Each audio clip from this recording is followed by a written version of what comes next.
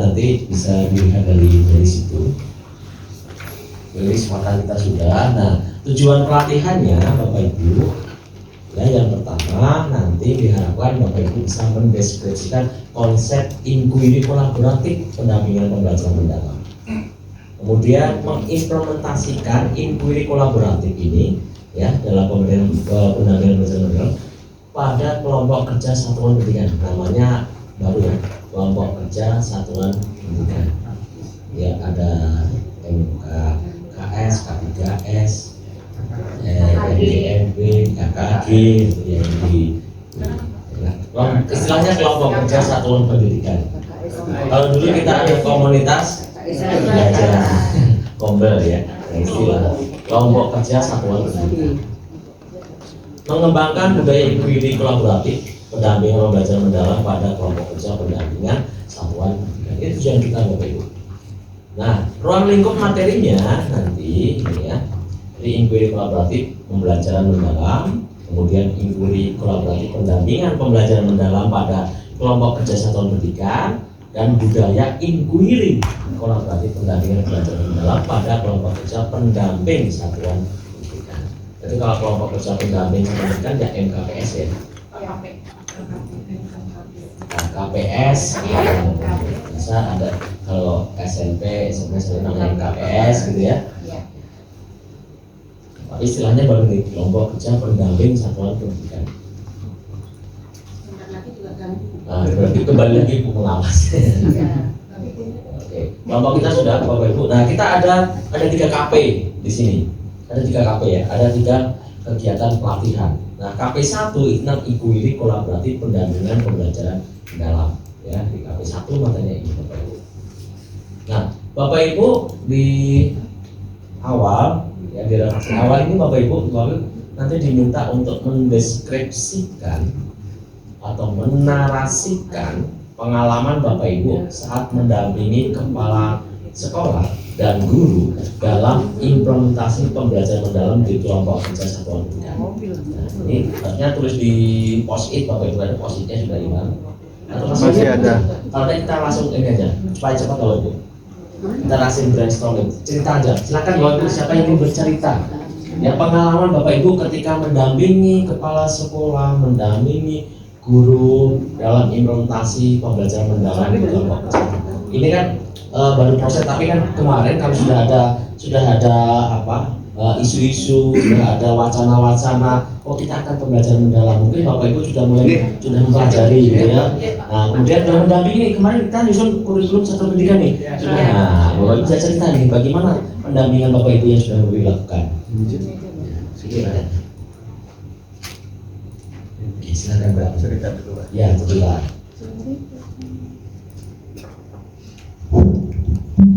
Baik, untuk yang pengalamannya setelah mendengarkan ada kebijakan materi tentang pembelajaran mendalam, kemudian kita baru dapat dari sebagian teman yang sudah misalnya melakukan ada kegiatan workshop atau kegiatan apapun tentang pembelajaran mendalam. Jadi kami secara resmi memang untuk pengawas itu belum pernah mendapatkan materi, tapi kan ada cara lain, yaitu dengan cara melalui kegiatan diskusi FGD ya, termasuk membedah modul tentang pembelajaran mendalam. Kemudian yang berikutnya, karena kami itu juga harus ke sekolah, kan tentu salah satunya kan biasanya ditanya tentang konsep pembelajaran mendalam. Jadi kami salah satu caranya itu adalah pertama melakukan kegiatan sosialisasi ke sekolah binaan pada waktu dilakukan kegiatan workshop awal di sekolah itu. Nah, memang yang saya rasakan gitu ya, memang karena pembelajaran mendalam itu bukan suatu kurikulum atau suatu pendekatan, sehingga guru-guru itu sebagian juga tidak terlalu terkejut dengan istilah ini. Oh, ternyata sudah sebagian dilakukan. Tapi ada juga yang pertanyaan berikutnya yang tadi yang apatis, ada juga guru situ. Karena ada pengalaman di sekolah binaan saya itu ada beberapa guru itu yang menghindar dengan perubahan itu. Waktu Kumar kemarin, guru itu kan menghindar untuk membuat perangkatnya, menganalisis TP, membuat ATP, membuat modul aja, sehingga dia bergeser. Yaudah, bapak aja ngajar kelas 10 gitu. Yang enggak mau itu dia kelas 11. Terus setelah kelas 11 mau Umar, dia pindah ke kelas 12. Terus tiba-tiba kemarin berubah itu dia bahagia sekali. Untung saya tidak pelajari Kumar itu, sekarang tidak jadi kan. Nah, iya ada, masih ada seperti itu Pak, masih ada. Nah, di pendekatan mendalam juga kita sampaikan setelah kita paparkan, memang kalau kepala sekolah itu jujur saja itu tidak fokus dengan apa yang tentang pembelajaran mendalam itu, mungkin karena lebih sensitif yang pernah saya sampaikan itu. Jadi di tempat kami itu sudah ada gejolak tentang pergantian kepala sekolah itu, mutasi atau pergantian dan seterusnya, enggak tidak fokus di sana. Cuman dalam kegiatan sosialisasi ini memang difasilitasi oleh sekolah-sekolah. Pak, ayo Pak kita diskusi tentang pembelajaran dalam hal yang baru ini. Kemudian itu Pak yang jadi memang ada yang memang senang, ada yang kita bicara di kolaborasi antar gurunya. Bapak kan ini sekolah sudah muncul KSP Pak ya. Iya. Kurikulum satuan pendidikan. Guru-guru menyusun perangkatnya Pak ya, dari tujuan pembelajaran, ATP sampai rencana pembelajaran sudah disusun. Tentunya dengan pendekatan pembelajaran dalam ya. Nah, bagaimana Bapak mendampingi kolaborasi antar guru itu di sekolah? Gimana Pak? Jadi ketika nyusun TP, ATP itu kan tidak bisa sendiri, karena dalam fase itu mereka harus terkait dengan kelas yang lain dalam satu fase itu. Nah, bagaimana Bapak mendampingi proses kolaborasinya? Di situ kebetulan kalau di NTB itu kebetulan saya pengawas mapel kimia juga itu. Jadi kami fokus di pendampingan seperti itu di MGMP itu kumpul di tingkat kabupaten itu kami kumpulkan. Kemudian kami bedah tentang CP yang baru itu. Ya, kemudian membentuk kelompok-kelompok itu. Jadi misalnya yang kelas 10 dia mendiskusi tentang CP yang di kelas 10, hal materi-materi apa yang baru, mana yang lama itu memang itu kita diskusikan. Tapi belum sampai kepada penyusunan dokumen perencanaan pembelajaran. Itu belum sampai sana, baru menganalisis CP dan lari ke materi. Oh ini ada yang materi baru, ini yang enggak. Jadi seperti Bundika kan pengawas kimia itu ternyata ada juga materi yang dulu hilang sekarang masuk lagi gitu. Ya, baru sampai sana Pak. Belum sampai pada menyusun perangkatnya. Oke. Terima kasih. Ya, terima kasih Pak. Ini refleksi awal ya Bapak Ibu. Nah, sekarang Bapak Ibu kita akan mulai masuk ke kegiatan pembelajaran 1. Di mana Bapak Ibu, nanti Bapak Ibu kita akan pakai LK ini ya. Nanti LK-nya ada di LMS Bapak Ibu. Ada 3 baris Bapak Ibu, tahu, ingin, bagaimana. Jadi Bapak Ibu nanti diminta untuk menuliskan ya informasi yang Bapak Ibu sudah ketahui tentang ilmu kolaborasi itu apa. Tuliskan. Tahu, saya sudah tahu ini, bla bla bla, tuliskan Bapak Ibu. Kemudian Bapak Ibu yang kedua ingin itu apa? Ingin Bapak Ibu tuliskan pertanyaan-pertanyaan yang ingin Bapak Ibu temukan jawabannya di dalam inquiry kolaboratif. Apa pertanyaan-pertanyaan yang Bapak Ibu ingin tahu gitu ya? Ingin temukan jawabannya apa? Terus B itu bagaimana caranya Bapak Ibu akan menjawab pertanyaan-pertanyaan yang ditulis pada kolom ini tadi. Bapak Ibu bagaimana caranya? Tuliskan di bagian B. Kalau di LMS kalau Bapak Ibu dulu LK-nya itu kelebihan 1 kolom. Ya, kelebihan 1 kolom. Kolomnya kan 3 ya. Kalau di LMS, Bapak Ibu silakan juga di LMS. Ya, di LMS itu nanti kelebihan 1 kolom itu. Nah. Ya, silakan Bapak Ibu coba diisikan dulu. Di LMS pelatihan diunduh.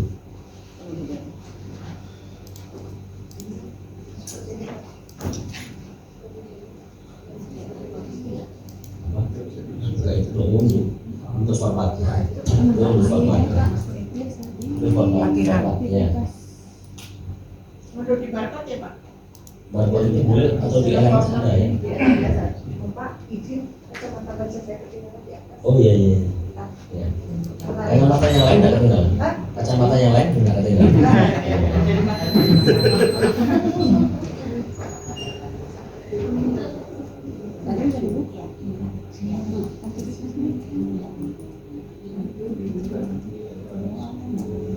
Nah itu. Tahu ingin bagaimana? Apa yang sudah Bapak Ibu tahu? Kemudian apa yang pertanyaan-pertanyaan apa yang ingin Bapak Ibu temukan jawabannya?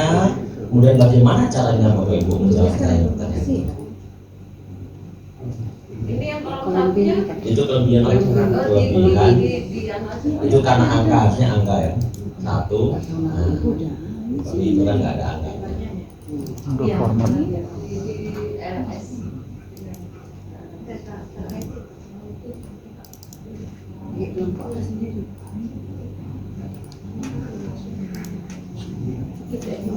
Hah?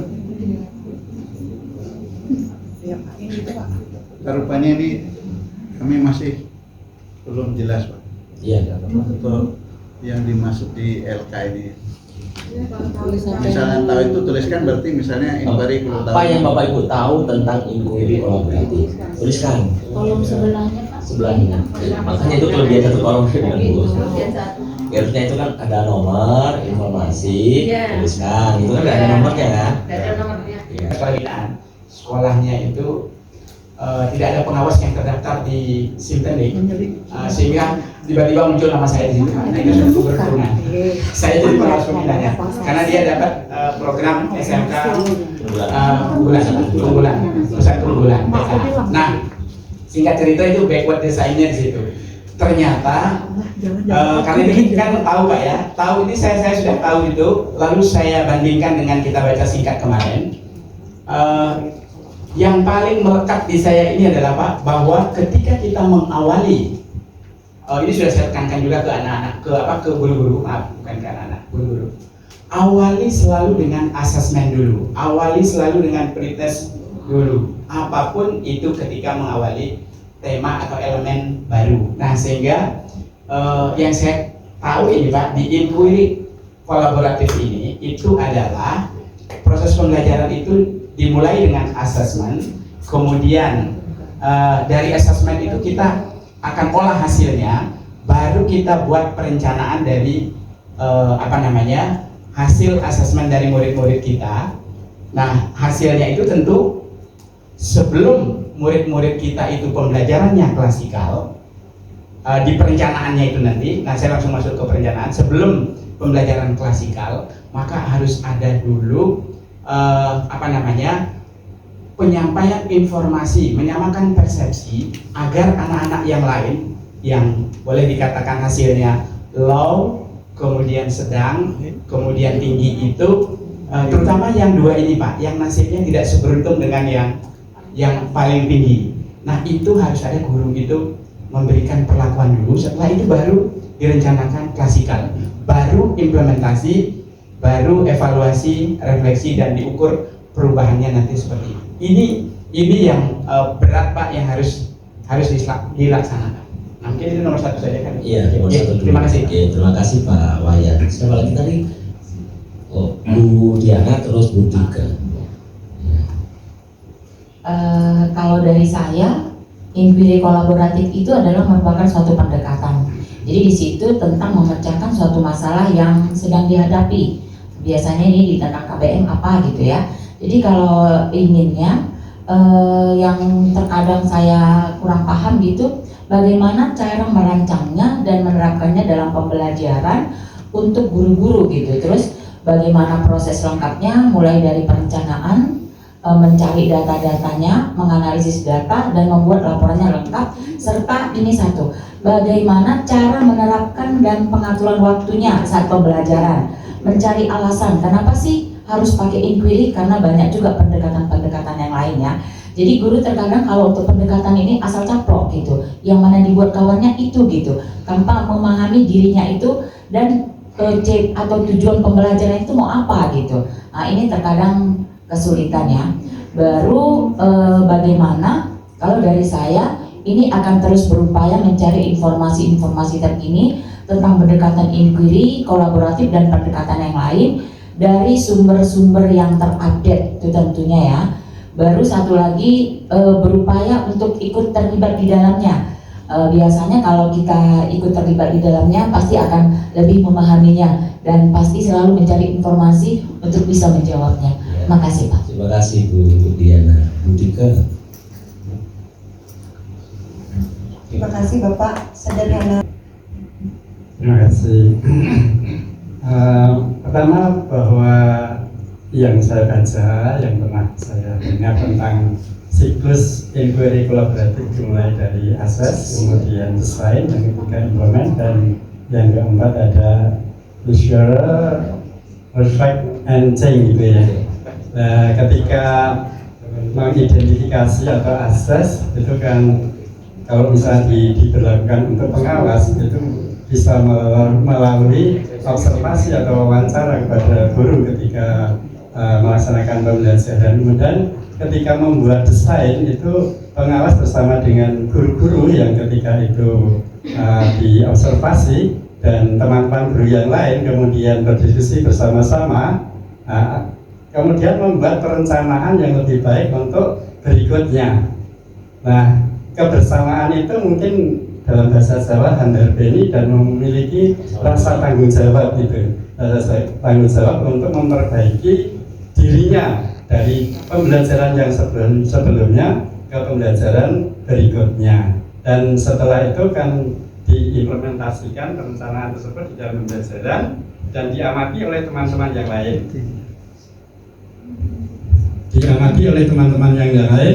Dan yang terakhir adalah mengukur apakah pembelajaran tadi berhasil, kemudian evaluasi diri secara berkelanjutan, dan di situ akan menghadirkan beberapa stakeholder yang ada dan terjadilah diskusi, ada masukan-masukan dari teman-temannya dan sebagainya, sehingga akan merasa bahwa pembelajaran itu akan selalu meningkat dari apa masukan yang sudah diterima, kemudian saya kurang ini, berikutnya ingin memperbaiki, dan saya yakin bahwa dengan cara seperti itu bisa meningkatkan kompetensi guru maupun pasar ada proses belajar di sana Pak ya. Iya. Pak Eko ya, Pak Joko dan Pak Eko. Bapak Ibu yakin nggak inquiry kolaboratif ini meningkatkan kompetensi mahasiswa? Nah, kita coba Bapak Ibu ya, nanti kita lihat ya dalam prosesnya gitu ya. Nah, Bapak Ibu, ini Bapak Ibu tadi sampaikan ya. Ini proses inquiry kolaboratif itu diawali dari apa? Assessment, kemudian perencanaan, pelaksanaan, dan evaluasi relasi perubahan. Bapak Ibu, kita sudah pelajari ya, inquiry kolaboratif itu adalah proses untuk apa? Mengeksplorasi keingintahuan, pertanyaan profesional para pendidik dengan memeriksa praktek dan asumsi yang ada melalui keterlibatan dengan rekan kerja. Jadi namanya kolaborasi, kita menyelesaikan masalah tidak sendiri. Ya, ada keterlibatan orang lain, ya rekan kerja. Ya, jadi ini proses mengeksplorasi keingintahuan kita, pertanyaan profesional dari para pendidik dengan memeriksa praktek asumsi yang ada melalui keterlibatan dengan rekan kerja. Nah, ini konsep inquiry kolaboratif Bapak Ibu.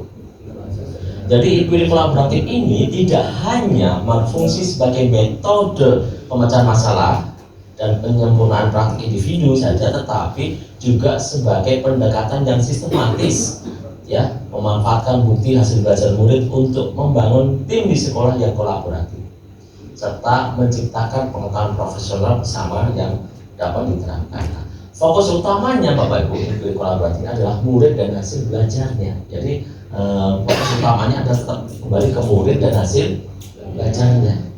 Itu bahan kita untuk nanti berdiskusi dengan guru-guru, bahan kita untuk memecahkan permasalahan yang ada di sekolah Bapak Ibu. Nah, asesmen ini ditetapkan berdasarkan apa? Penilaian kebutuhan, kekuatan sekolah. Ya, sumbernya bisa rapor pendidikan, bisa hasil observasi, bisa hasil wawancara, data-data lain yang relevan. Jadi sesuai dengan kebutuhannya apa sih, kekuatan kita apa sih. Nah, di situ sebagai asesmen awal, bahan awal Bapak Ibu. Ya. Kemudian Bapak Ibu, setelah kita melakukan asesmen, mengetahui kebutuhannya, mengetahui kekuatan kita, aset-aset kita. Nah, pada tahapan ini, ya nanti pendamping satuan pendidikan akan berkolaborasi dan berkolaborasi untuk menentukan perencanaan kegiatan pendampingan pembelajaran melalui mendalam sesuai dengan topik prioritasnya. Jadi kebutuhan sekolah ini apa? Kemudian apa yang dimiliki di sekolah ini, kekuatannya apa, gitu ya. Nah, di situ kita bisa nanti merencanakan apa sih yang harus saya dampingi di sekolah ini untuk menyelesaikan permasalahan yang ada di sekolah itu. Nah, jadi kita mendampingi sekolah itu berdasarkan apa? Berdasarkan kebutuhan. Antara satu sekolah dengan sekolah yang lain kebutuhannya berbeda, permasalahannya berbeda. Jadi kalau guru ada istilah pembelajaran berdiferensiasi, pendampingan berdiferensiasi. Dasarnya melaksanakan rencana kegiatan yang telah kita susun, Bapak Ibu, ya sesuai dengan kondisi dan konteks dari guru dan kepala sekolahnya yang ada.